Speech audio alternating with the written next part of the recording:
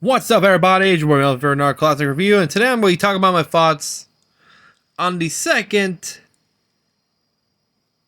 grossing stop motion anime film, second behind Chicken Run, Aardman's official duo, Wallace and Gromit, The Curse of the Were-Rabbit. Released back in October of 2005.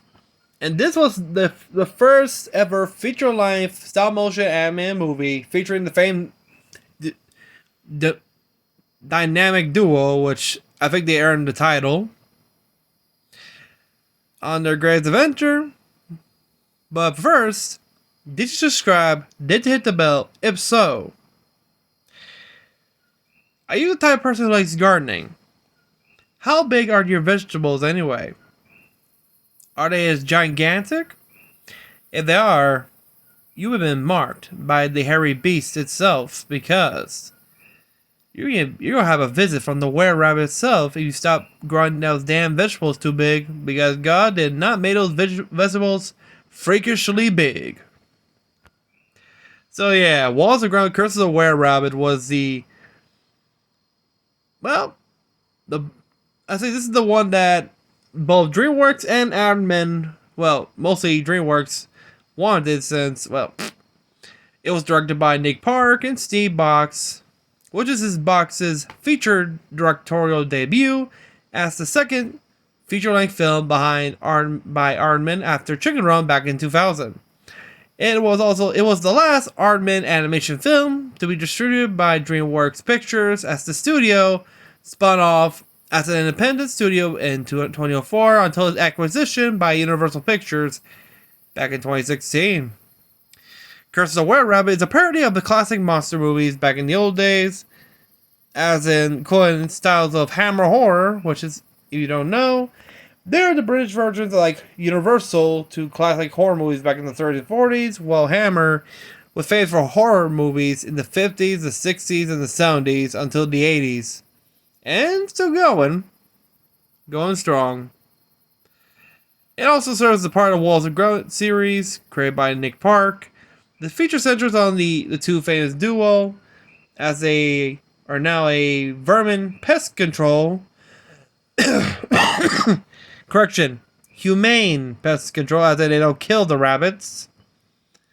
Until one of Wallace's inventions go haywire, creating a monster that terrorizes the vegetables of the owners, which they're entering the famous vegetable garden contest, which is quite bizarre to find out who is the actual monster. But yeah, wait until the end while I explain. Excuse me, I just have some cheese. As you know, as the voice cast, the voice of Wallace was the late great Peter Sellers, and also we have Sellers provides also the voice of Hutch, a kidnapped rabbit who gradually develops several of Wallace's mannerisms. Yes, during the experiment, Wallace tested on a rabbit to rehabilitate them so they don't eat vegetables. In doing so, caused them to not only a mind swap of personality, but also a side effect for Wallace and the rabbit named Hutch, who develops more of Wallace's personality and genius. Not only that, including his clothing, because he's actually wearing the same clothes as him, and his personality. And it's pretty weird, but pretty funny. We also have Gromit, who is Wallace's silent, brave, highly intelligent dog and companion. As you remember, he never talks, because originally he did have a talking voice, but Aardman didn't release the actual audio of Gromit, so they kept that on lock and key. He actually speaks by doing expressions of his face and body language, makes it more simple and more entertaining. We have Ralph Fiennes as Lord Victor Quartermain, the antagonist, a cruel upper-class bounder and prideful hunter who is courting Lady Tauntaun, who he wears a toupee and despises Wallace and Gromit. Why? Because, remember, Wallace and Gromit are humane, that means they don't kill. Quatermain, on the other hand, is a hunter. They kill for the sport, if it means killing another person in their way a trophy. We meet Philip, who is Victor's vicious but cowardly dim-witted hunting dog, who is a resembles of a bull terrier. We also have Helen Bonham Carter as Lady Campanula Tottington, the wealthy aristocrat, who is keen interest in the vegetable horticulture and fluffy animals, which every 517 years, the Taunton family has hosted the annual vegetable competition on their estate on the same night. Even Lady Tottington asked Wallace to call her Totty, which is a British term for an attractive woman. Oh boy, you won't believe how many sexual jokes you got here. I'll explain in the way after we finish with the list of the cast. We have Peter Kay as Police Constable, prepare for it, Albert McIntosh. I'm not joking, that's his last name.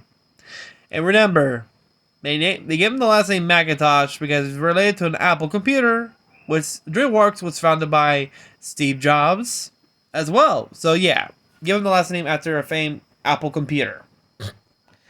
And fun fact, and there's a deleted scene that Lady Tottington actually marries him instead of Wallace.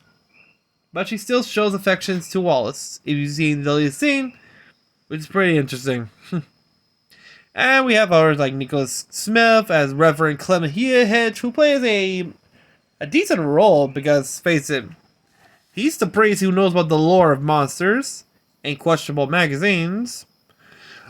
I'll explain that later. We have Dickon Ashworth as Liz Smith, who's as Mr. Well, you have Dickon Ashworth and Liz Smith as Mr. and Mrs. Mulch, who are the neighbors of Wallace and Gromit, who raise prize-winning pumpkins. We also have Edward Kelsley as Mr. Growbag, an elderly resident who is also a member of the community, and a founding member of the town's Vegetable Growers Council. We have Mark Gaddis as Miss Blight, a resident of Wallace and Gromit's neighborhood, and Geraldine McGowan as Mrs. Fripp, an anti-pesto customer, and also reprises a role in the feature A Matter of Life and Death. Ain't that weird? During the production back in March of 2000, it was officially announced that Wallace and Gromit were to star in their own feature film. It would have been Aardman's next film after Tortoise and the Hare, which was successfully abandoned by the studio in 2001 owing to script problems.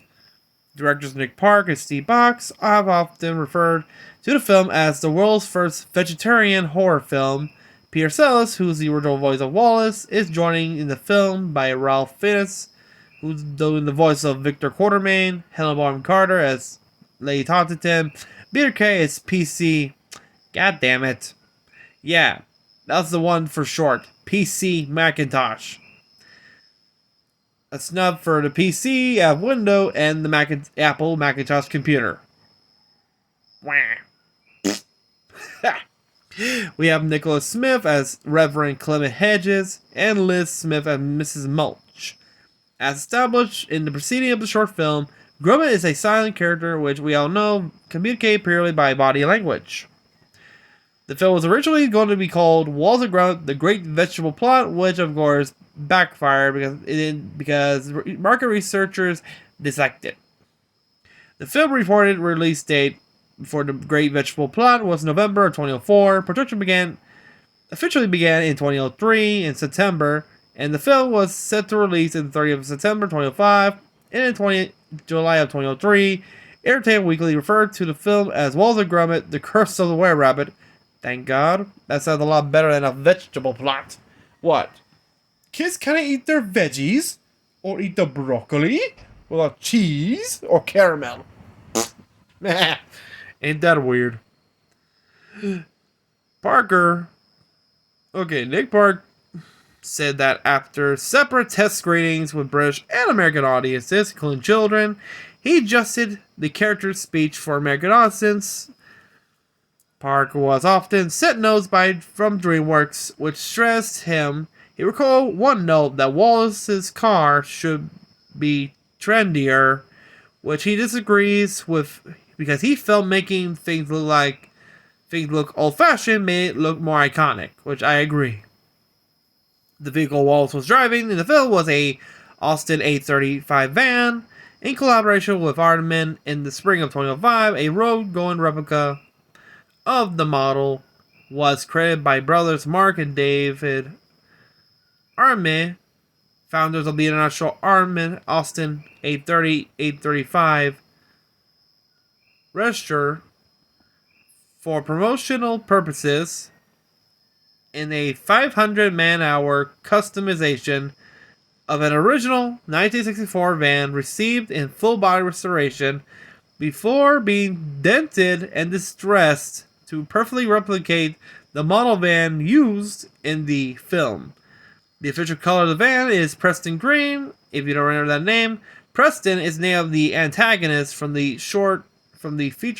film, A Close Shave, who is the cyber dog, whose owner, Gwendolyn, was the original love interest of Wallace until she mentioned she has a cheese allergy, especially with Wensleydale, which Wallace does not want to hear, which put him a little upset tint. Okay, back to that. The name was honored at Nick Park's hometown. The name was chosen by art director and Mark Aardman. The film was released worldwide premiere in September 4th of 2005 in Sydney, Australia. Then it had a theatrical release in the UK, Hong Kong, and the United States on October 14th of 2005. The DVD edition of the film was released on February 7th of 2006 in the US, and then in the UK in February 20th of that year. Which, as for the box office, oh boy, you better hear this. Well, The Crescent Rabbit opened in 3,645 cinemas, which opening weekend grossed up to $16 million. It at number one for the first weekend. During the second weekend, it went for number two, just $200,000 behind The Fog. What? Are you kidding me? This is the remake of The Fog, which I recall people hated it because it's not like the John Carpenter one was the better version, and yet you gotta be kidding me. The Crescent Railroad was behind after the second weekend against The Fog. As I guess people just want to see something stupid, ain't it? Instead of something very good. But continuing, it remained number one worldwide for 3 weeks in a row.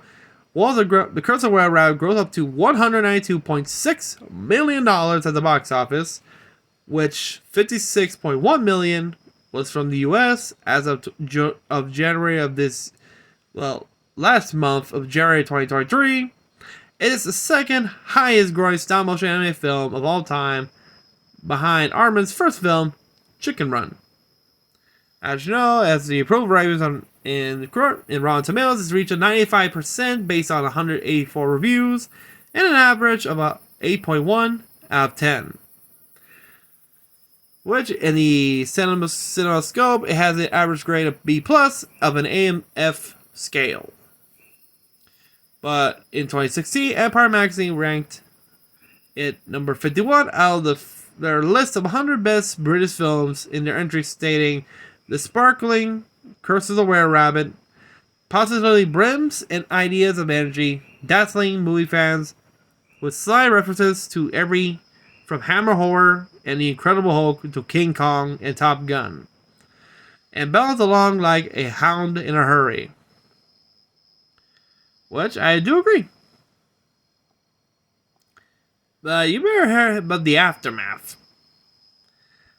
After the box office failure flushed away resulted in a major write-down for DreamWorks, it reported in 3rd October 2006 and confirmed on 30th of January 2007 DreamWorks had terminated their partnership with Aardman In revealing the loss of related Flushed Away, DreamWorks also revealed that it had taken a $29 million write-down over Wallace and Gromit as well.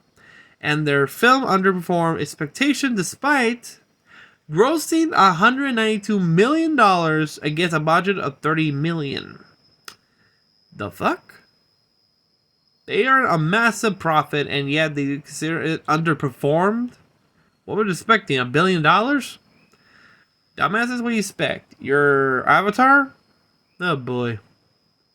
Following the split, Aardman retained complete ownership, thank God, while DreamWorks Animation retained worldwide distribution right and perpetuality, excluding some UK television rights and ancillary marketing. Soon after the end of the agreement, Aardman announced that they would pursue another Wallace and Gromit project, later revealed to be the short films with A Matter of Life and Death for BBC One. During the production short, Park remarked publicity on difficulties with working with DreamWorks during the production of Curse of Red Rabbits, such as constant production notes and demands of alter of the material to appeal more to American children. This discouraged him from producing another feature film for years, with Lord noting that Park preferred the half-hour format. However, of January of last year, a new Wallace and Gromit feature film was announced, which is due to release next year of 2024 on Netflix worldwide, except for the UK, what will first premiere on BBC before the coming to Netflix on a later date. Same thing, like this year will be the sequel for Chicken Run 2. I think it was called The Nugget, I think. But yeah, this year will be the sequel to Chicken Run. Next year, the Wallace and Gromit movie. Which ought to be pretty cool. I cannot wait to see them both. Let's see if they live up to their expectations, like we all know and love. And what are my thoughts on one of my favorite scenes? Which, oh boy, there's a lot.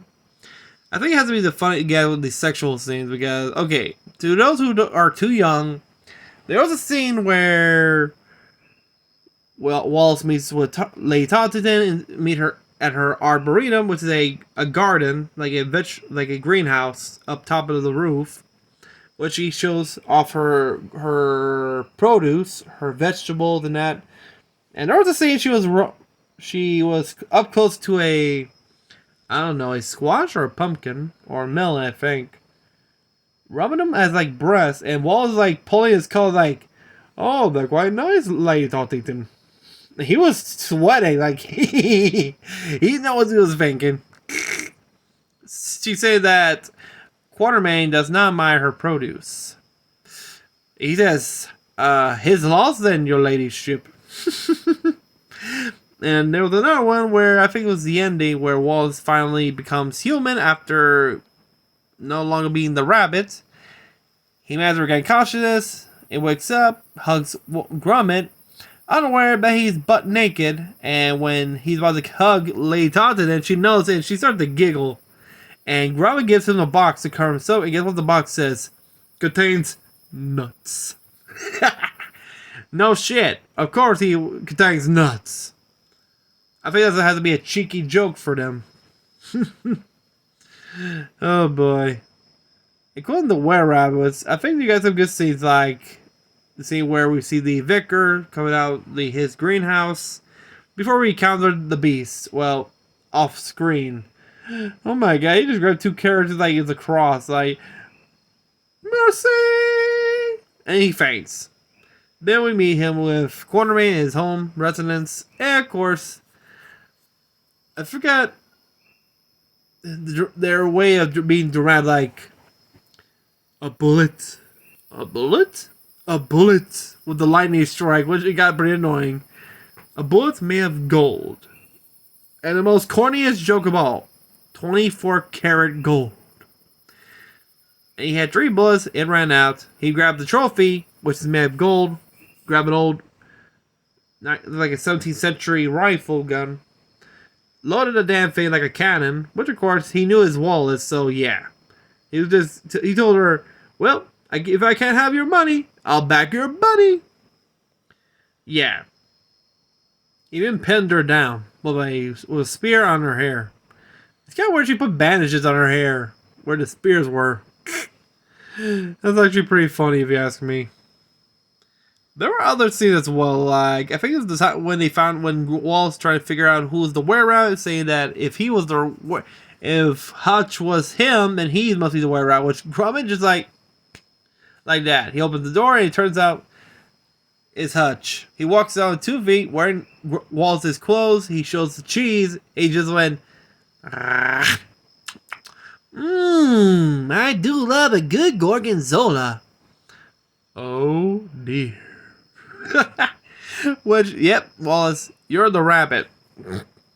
I got like when he started to lose his mind, like he started losing his intelligence after he cannot figure out how to repair his mind-o-matic after he got smashed. And he figured out that Hutch has his intelligence. He's like, he just like, oh, he's off his bungee.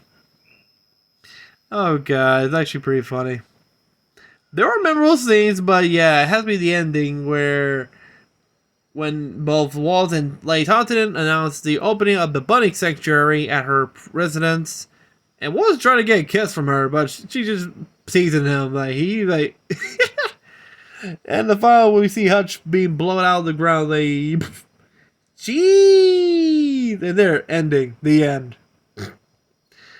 And yeah, and that was Wallace and Gromit, The Curse of Were-Rabbit. And did you like this film when it first came out? Did you get the chance to go see it in the theaters? Did you own the DVD or Blu-ray when it came out, or the VHS? What was your favorite scene? Who's your favorite character? They made you laugh? Got you giddy? If so, comment down below. But until then, if you're new to the channel, remember to subscribe, hit the bell, like this video, and comment down below if you like Wallace and Gromit. Just comment the word cheese or vegetables. Because face it, it's always 2 over 1. Until then, have a great day, everybody. See ya.